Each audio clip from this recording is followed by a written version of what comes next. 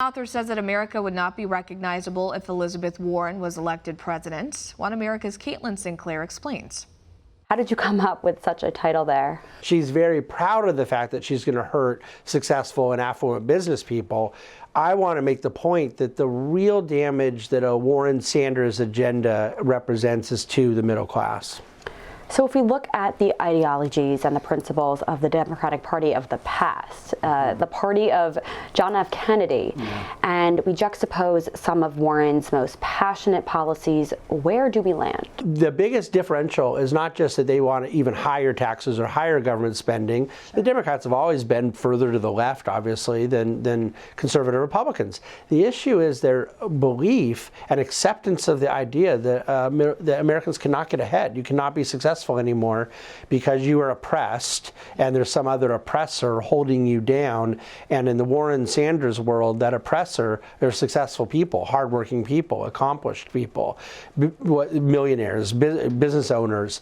And that narrative is so different from Kennedy's Democratic Party, and it's so different from what I believe the right American ethos is supposed to be. Time and time again, we see and we hear Warren attacking billionaires. Her most recent attack on Michael Bloomberg, saying we have to tax them, we need a wealth tax. How does this ideology, or how would it affect the middle class? Well, one thing I want to do, and I go to great lengths in the book to do, is clear up a misnomer that it's attacking billionaires. Her wealth tax starts at $50 million. That's $950 million away from a billionaire. Okay, so she's lying by 95% as to where that even begins. Wealthy people do one of two things with their money. If you believe the leftist narrative, which is preposterous, but even if you did, that they hide it under the mattress, so they just hoard it.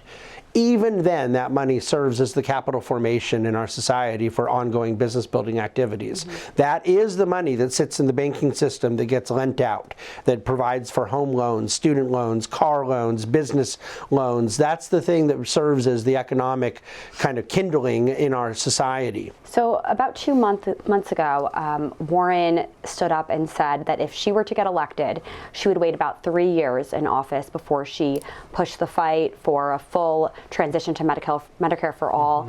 This was a big change in her stance.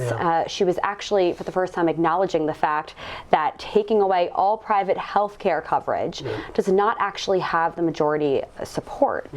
Have we seen this with some of her other policies where she's actually backtracked or taken it down a few notches? No, we haven't, but the reason is because people have not forced the hand. She got forced into backtracking that by Mayor Pete Buttigieg, who went after her for not being transparent about how she would pay for it.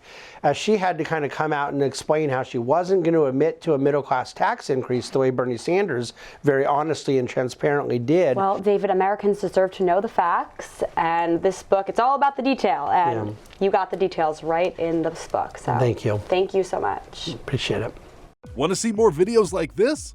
Click on the link below and subscribe to One America News on YouTube, and call your cable provider and kindly demand that One America News is added to your lineup. Call and subscribe today.